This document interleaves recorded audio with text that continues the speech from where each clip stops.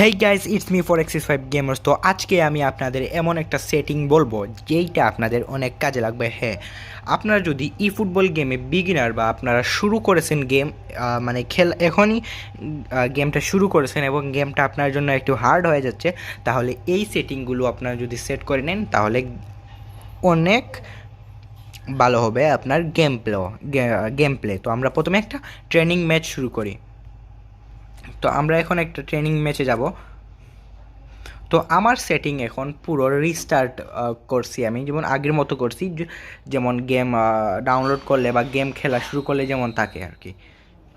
তো আমরা যখন প্রথমে খেলি আমরা দেখি যে এই যে ডাইরেকশনাল স্টিক যেটা প্লেয়ারকে বাম দিকে বা যে কোনো ডাইরেকশনে নেয়, ওইটা অনেক মুভ করে, মানে আপনি চান ওই দিকে যেতে, বাট পুরো ডাইরেকশনাল স্টিকটা ওই দিকে চলে যায়, তার জন্য আপনার গেম প্লেতে একটু সমস্যা হয়, মানে ডাইরেকশনাল স্টিকটা আপনার মাঝখানে স্ক্রিনে চলে আসে। তো তার জন্য আমরা কি করব, প্লে সেটিংয়ে যাব। এই যে ডাইরেকশনাল স্টিক টাইপ, সেটাকে আমরা ফিক্সডও করতে পারবো। তো ফিক্সড করলে কি হয় আমি দেখাই। তো ফিক্সড করলে কি হয়, মানে এটা আর সরবে না, মানে মুভ হবে না। কিন্তু এইটা থেকেও ভালো, আমরা যদি ডাইরেকশনাল স্টিককে অফ করে দিই। তো অফ করলে কি হবে দেখে, এখানে কোনো ডাইরেকশনাল স্টিক নাই, তারপরও আমি আমার প্লেয়ারকে মুভ করাইতে পারতাছি। কারণ এখন যদি আপনি এই শুধু খালি স্ক্রিনে আপনি সোজা নিবেন তাহলে প্লেয়ার ওই দিকে যাবে। আপনি আপনার ডান দিকে স্ক্রিনে লাগিয়ে আঙ্গুল সরাবেন তো যাবে। আপনি বাম দিকে যাবে, মানে পুরোটাই অফ হয়ে যাবে। বাট এখন আপনার পুরো পুরো স্ক্রিনই ডাইরেকশনাল স্টিক। তো এইটায় ফায়দা কি, যে আপনার স্ক্রিনটা একটু খালি থাকবে, মানে স্ক্রিনে অত বেশি অপশন থাকবে না, তাই আপনার পুরো স্ক্রিন একটু খালি খালি থাকবে। তাহলে আপনি ভালো করে দেখতে পারবেন কোথায় দিয়ে প্লেয়ার যাইতেছে আবার কোথায় দিয়ে যাইতেছে না।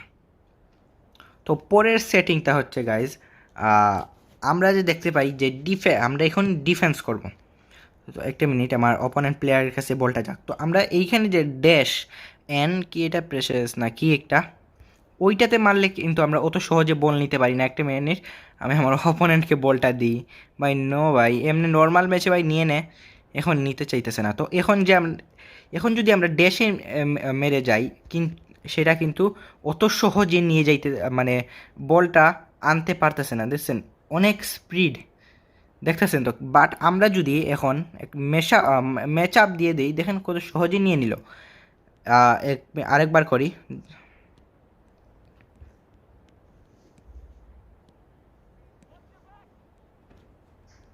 কি ভাই, নিতে পারতেছে না কেন?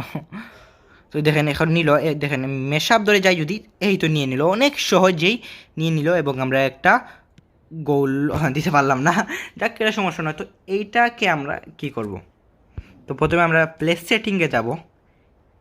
তো এখানে আমরা যাব এই যে বাটন কি কনফিগারেশন, এইটা আমরা মারবো। তো এখানে যাওয়ার পর এটাকে নয়, আমরা ডিফেন্সে ক্লিক করব। ডিফেন্সে ক্লিক করার পর আমরা এই যে ড্যাশ কি ড্যাশে মারবো। তারপর এখানে দেখতেছেন সুইচ ম্যাচ আপ, তো আমরা এটা ম্যাচ আপ দিয়ে দিব, পরে আমরা ডান।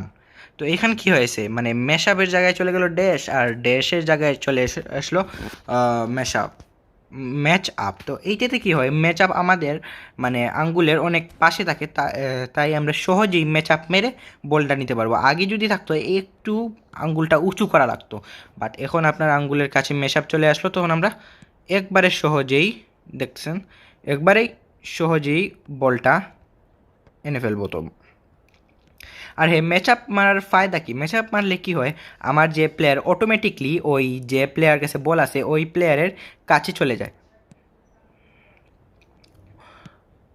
তো গাইস, পরের সেটিং হচ্ছে গিয়ে আপনার পরের কিছু অপশন আছে, যেমন পরের এগুলো আমি সহজেই বলে দিই। এইখানে যেতটা আপনি বাটন পাইতেছেন অফ অনের, এগুলোর মধ্যে কিছু আপনার অফ থাকবে। তো এগুলোর মধ্যে মনে করেন সবই আমি অফ করে দিলাম। তো এইগুলো সবই কিন্তু আপনার অন করতে হবে। অন করলে কি হয়, তো মানে অন করলে এই ম্যাচে দেখাইতেছে না, বাট নর্মাল ম্যাচে আপনাকে এই প্লেয়ারদের উপর একটা এনার্জি বার দেখাবে। তো এনার্জি বার দেখতে হলে কিন্তু আপনারা যদি এটা না অন করেন, এনার্জি বার দেখতে হলে আপনাকে গেম প্লেনে গিয়ে দেখতে হবে ম্যাচ চলাকালীন সময়, আর এইটা করতে কিন্তু অনেক সময় লেগে যায়।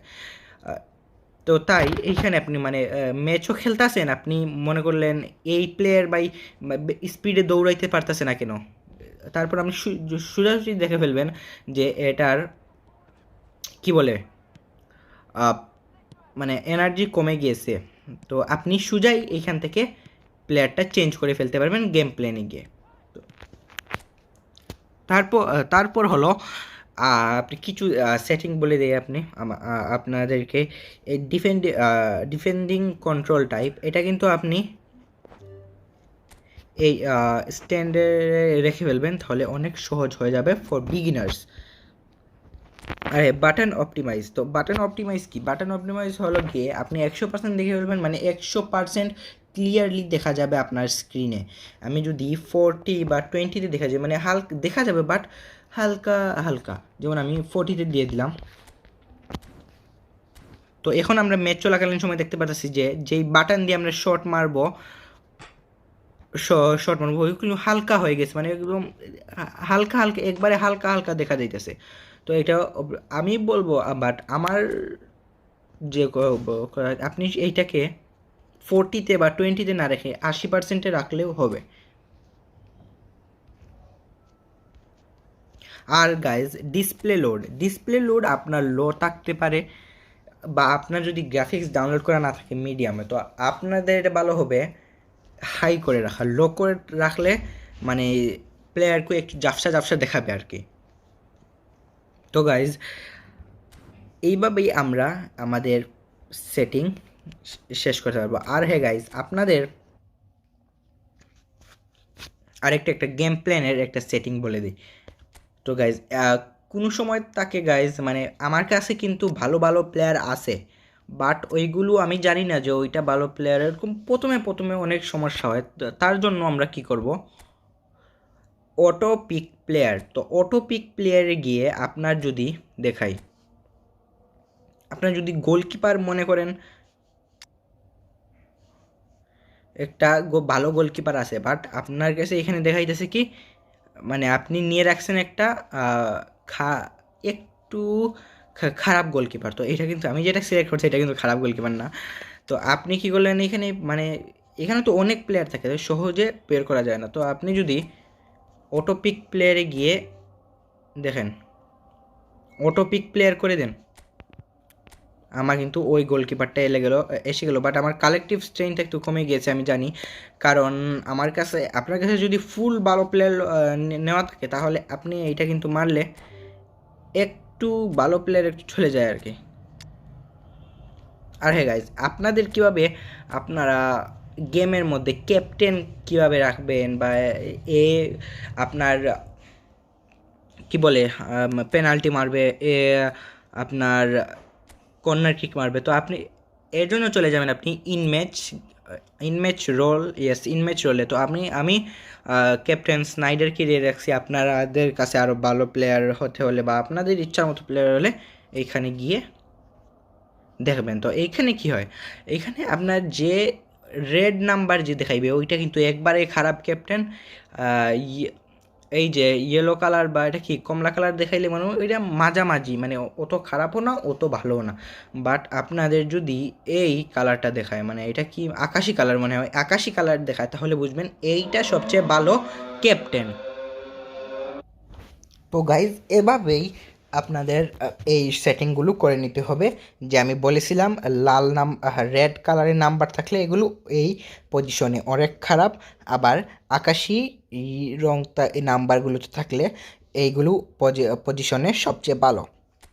তো এইভাবেই আমাদের সবগুলো করে নিতে হবে। তো গাইজ আশা করি আপনাদের বুঝাতে পারেছি কী করা লাগবে। তো পরের ভিডিওতে আবার দেখা হবে। আর হ্যাঁ গাইজ, আমার চ্যানেলটাকে সাবস্ক্রাইব করে দিবেন যদি আপনারা সাবস্ক্রাইব করে না থাকেন, আর ভিডিওটাকে অনেক শেয়ার দিবেন এবং লাইক দিবেন। Bye bye, tata.